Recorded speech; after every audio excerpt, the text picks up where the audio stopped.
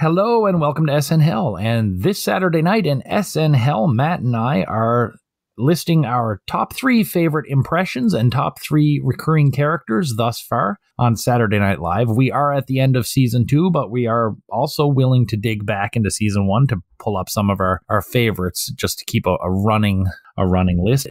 We're going with our top 3 impressions and recurring characters from seasons 1 and 2. Let's do impressions first. Who's your third favorite impression on Saturday Night Live up to the end of season 2? My third favorite impression right now is Dan Aykroyd as Jimmy Carter. There is a benevolence, yet an absolute sinister vibe to Dan's Jimmy Carter. I love when he says something unpalatable to the masses and then looks in the camera and flashes that smile. He gets better as he goes on. It's versatile. It is pretty much, and Dan is just a master at this kind of shit. My number 3, Jimmy Carter, Dan Aykroyd. Very good impression. Yeah, my number 3 is actually I went the other way. Richard Nixon by Dan Aykroyd. I know we've talked about how real it seems, but it's still a damn good impression. Some of these sketches have been too long, but that's more on the fault of the writers, I think, than the impression itself. I'm a fan of Nixon's era and reading a lot about Watergate, as I've said, probably ad nauseum. And I just really enjoy this Nixon, and I think it's probably the best Nixon I've seen. I know there's folks like Rich Little that does a very good Nixon as well, but I like the madness that Dan brings to his Richard Nixon. Definitely a madness. I know I've mentioned this to you before, Keith. I almost find it too on the nose to the point where he could just play Richard Nixon in a certain era. That coupled with the excessive ambitiousness of some of the sketches maybe took the edge off for me, but there's no denying that Dan Aykroyd nails it. And to be fair, like a lot of the strength of this Nixon comes off the first season where they did Nixon's Final Days, and they did that sketch where he was in an ape mask and stuff, but where season 2 was a little crummier with the sketches. But no, Nixon made 3, actually edged out Carter for me. So what's your number 2? My number 2 impression is Chevy Chase as President Gerald Ford. Neat. I have of such a mixed relationship with this man and this character. We had a few episodes where I just couldn't stand Ford, but I don't know if Chevy found it or if I found Chevy in his impression of it. But when we start the season with the Lily Tomlin episode and the Karen Black episode, when they're doing Debate 76 on both episodes, there is a weird genius in the fact that Chevy is just he's not even trying. He's just doing Chevy as a bumbling person and calling it Ford. But the commitment to it, and what really sells it is that the writers know what's up. And Chevy was one of the writers. I got to give Chevy Chase credit. I know nobody likes him anymore. Whatever. It's 1976 or something. But the point is that I think that the jokes really work around it and Chevy's impression, and they write to it to a point where, I liked that Chris Christopherson confrontation almost. And when he came out in Debate 76 in those 2 episodes to Arse Around Us Ford, I was all in. It lasted with me. Chevy Chase's Ford left a really lasting impression with me. Yeah. Is it a good impression of Ford?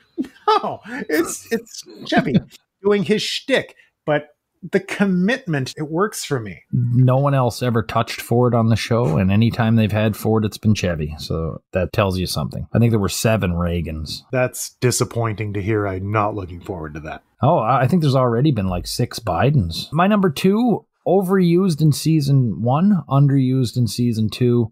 Tremendous impression, one that sticks with me every time I see it.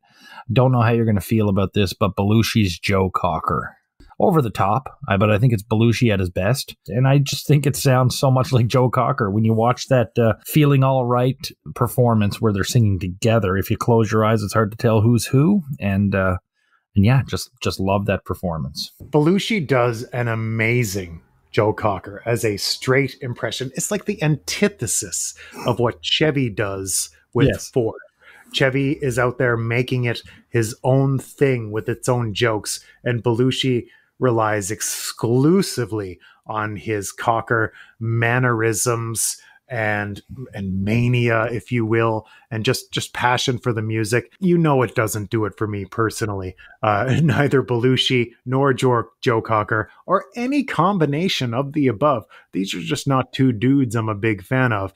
But I would be remiss to say, of course, this is just very obviously and objectively a good impression of this person. And it's funny because he's doing such weird gesticulations and he's, flopping on the floor and stuff. And yet it's not that far from actual Joe Cocker. So what's your number one, my friend? My number one is by an actor who has already appeared on the list, but my number one is Dan Aykroyd doing Tom Snyder. Can I interject and say my number one is also Dan Aykroyd doing Tom Snyder? Oh my gosh, please do. What a delight to hear. So if I may be allowed the preamble, in the 90s, I was a late night television addict. And I stumbled upon after I followed the late night wars, quote unquote, and Tom Snyder being on CBS after Letterman. When I tuned in, I didn't know what to expect. I guess I just expected a regular late night talk show. Holy shit, I didn't get it. There was an old man who was uncomfortably zoomed in. He has that newscaster voice, but the way he speaks is just so odd. Like when he cuts to commercial, he's like, you know what, everybody, let's just sit back for a minute and watch the pictures as they fly by the tube. Mm-hmm. What? Now I want to watch commercials? What kind of sorcery does Tom Snyder have? So to go back, and I didn't know, of course, at the time, that he was a successful talk show host in the 70s, Tomorrow. Once I discovered this impression, of course I go back and I listen to Dan. I didn't even need to go back. Like Tom Snyder is apparently just Tom Snyder, regardless of the decade, be it the 70s or the 90s, because Dan nails the laugh, the weird cadence with the guests. To Dan Aykroyd's credit, and I don't mean to make this more about Tom Snyder, who is not on the show. Dan Aykroyd is on the show, but he has absorbed Tom Snyder to such a degree that I just feel like this is a farcical Tom Snyder doing the Tom Snyder show. And for me, man, it's all about the laugh, that weird, halting, like almost, I don't even know how to describe it. Tom Snyder would only grow even further in the 90s to look more like a corpse that was, on television with that the heavy makeup and the combed over silver hair. But holy shit, Dan nails it in every regard, to the point where I almost, this is the level where I almost feel like I'm not watching an impression. That's how good it is. Yeah, it is. It is that good. And I was like you, we're the same age. We followed the late night wars. And I recall it was the John Goodman hosted episode where Dan Aykroyd guest starred. He did the Tom Snyder then. And that, if I'd seen it on the old show, I'd never remembered it because I didn't know who Tom Snyder was. But to see it there, it stuck with me over the years. But yeah, you're right. I mean, it was an odd show. It actually probably wasn't really that odd, but compared to what we were used to, it was odd. And he was certainly weird cadence, asked a lot of weird questions, seemed to know a little bit about every town in America. Just a very different way of presenting a talk show, a late night talk show. Yeah, I forgot that part even about knowing something. Like it didn't matter. And he had callers, which I always thought was super interesting. No studio audience. The crew would laugh at his jokes. Yeah. And taking the callers, and anybody that called in, he was like, oh, you're from this fucking God knows where in North Carolina. You must know Ruth, who makes the chicken sandwiches at this place. It was like excessively bizarre. There's an excellent shoe store 5 minutes from where you live. Yeah, it was amazing. But yeah, no, I'm glad we're on the same page for this one because it is so strong. And if it hadn't made either of our lists, I think we'd be in for an argument over that one. I think that's head and shoulders above everything else thus far, to be honest, as far as impressions are concerned. Mm-hmm. Yeah. And just to drop a little tease, we will see other Tom Snyder impressions too as the show goes on. 2 I can think of. Oh, wow. Yeah. And one of them is not bad. I don't know the other one offhand, but one of them is actually like a reasonable Tom Snyder impression. So it'll be interesting when we get there to start comparing, who does it better. Right now we have who does Amy Carter better, Sissy Spacek or Lorraine. Yeah. And I think there were 2 Trisha Nixons as well. And there were 2 Lillian Carters. Top 3 for you, Matt, if I'm correct in remembering this, is Jimmy Carter, then Gerald Ford, and then Tom Snyder. And for me, it's Richard Nixon, Joe Cocker, Tom Snyder. Yeah. Different enough, because honestly, we haven't had that many impressions that have appeared over 3 times. So our top 3 recurring characters, I'm realizing now as I've been doing research, there's a gray area with like Baba Wawa. Is that an original character or is it a Barbara Walters impression? I personally am 100% convinced it's a Barbara Walters impression, as everyone is. Me too. I don't know why it would be considered a character rather than an impression, but whatever. So number 3, top 3 recurring characters, Matt. My number 3 is Mr. Mike. I'd like to call out a couple of Mr. Mikes in particular. Fifi with Gilda Radner. And, of course, the one I found most uncomfortable, Jodie Foster, coming to share an unsavory late-night tale with Mr. Mike, is the kind of weird, maybe you shouldn't be doing that kind of stuff that I expect from, like, the last tail end of Saturday Night Live. My number 3 is the land shark. The thing about land shark is it's funny, it's ridiculous, and it's always, not always, but most often going on here out anyway. It's going to be like a surprise appearance. Yeah, I mean, maybe some of this is inside baseball, knowing what's coming. Yeah, incredible sketch. Just that's the kind of absurdity that I love from SNL. Yeah, what's your number 2, Matt? My number 2 is Erwin Mainway. Nice. Not a big surprise for the thousands that have been following my particular taste for the show. When I go out there and do my shitty shtick on the town, this is the kind of this is inspirational to me, is I guess what I'm trying to say, without trying to say it. I love his fast delivery. The jokes are tight and smart, and they're well thought out. And his co-host, whoever he's bouncing off, is well thought out. And I really just think it's some brilliant sketch comedy. And I like Erwin Mainway. The real money shot for Erwin, for me, hasn't happened yet. So check back in a year. Also, Erwin Mainway, first cousin to E. Buzz Miller, and also cousin to Chris Farley's Todd, the superfan. Did you know that? No, I didn't know that. He has some canon Erwin Mainway, which a lot of these characters don't. My second favorite recurring characters are tragically forgotten in SNL lore in a lot of ways. I think they certainly don't get the A-list that I think they should, and it's the Farbers.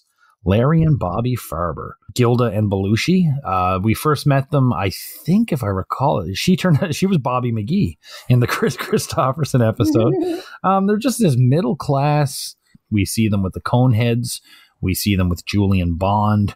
There's just something about Belushi's a little subdued, but still a little goofy. Gilda has a very interesting voice that is big, but not unforgivably big. I just really enjoy seeing the Farbers on my TV screen. It's some of the best work that we've seen from Gilda and Belushi so far, and yet kind of a dark horse when you're looking at the history of the show. Yeah, it didn't. It was on my radar a little bit. It didn't land on my list, obviously, but I get it. And those are 2 excellent acting performances by those people, and I guess I'm trying to explain why it didn't land on my list, and I think it's just because it integrated itself in a way that was to the benefit of something else. Sure, yeah. Pause. I get the vibe that they write just a random couple, and then someone says, well, let's use the Farbers for this. Mm-hmm. You know what I mean? But I've enjoyed them so far very much. And it's kind of, I don't know, because we haven't been huge on Belushi and Gilda, but yet at the same time, this is them doing stuff they don't normally do. Exactly. I'm assuming our number 1 is the same. Is your number 1 who I think it is? My number one is the Coneheads. Mine as well, yeah. Good, Yeah. good. I don't think there's much arguing that at this point. I mean, There can't be. This is like one of, if anything, from this era has come out with legendary status for a reason. It is the Coneheads. They really, it's obvious that they were tempted to beat it into the ground this season. They showed up a fair bit, but every time they showed up, man, Dan and Jane and Lorraine killed it as a trio every time. Like Dan, I expect this kind of good shit from. Jane was a revelation in these for me because, Lorraine, I expect, she can do some weird shit too. Don't get me wrong. She kills it as the teenage conehead who's even more than her parents trying to figure out our strange world. But Jane, who we don't expect this from, the expressions, it's easy to say, oh, well, she's a straight woman, of course. And, her character out here is just a straight woman. That's to belittle what she accomplishes in this, I think. She really carried it for me. I shouldn't say she carried it. That's because it's an ensemble piece, but she is... Wow, she really knocked my socks off. They showed up immediately, and they were, preformed. They had a story. They had 3 very distinct characters. The voices, the latex, which we will go on to hate in some ways. The latex masks, if you will. These are amazing characters with story and motivation, and you can see why. Unfortunately, it wasn't awesome, but you can see why a movie actually happened for these guys down the line. You know what I mean? Oh, big time. So yeah, our top three characters for me, it's Landshark, Bobby and Larry Farber, and the Coneheads. And Matt, for you, Mr. Mike's Tales, of course, Irwin Mainway, the corporate scumbag, and of course the Coneheads as a unit. There will be some challengers next year, but as of right now, I think I can firmly say that I'm where I'm at with not much competition. That's our top 3 impressions up to the end of season 2 and our top 3 recurring characters or character bits or sketches, if you will. Matt and I are making our lists at the end of season 2, recapping the season, talking about our favorite this and that here in SNHell.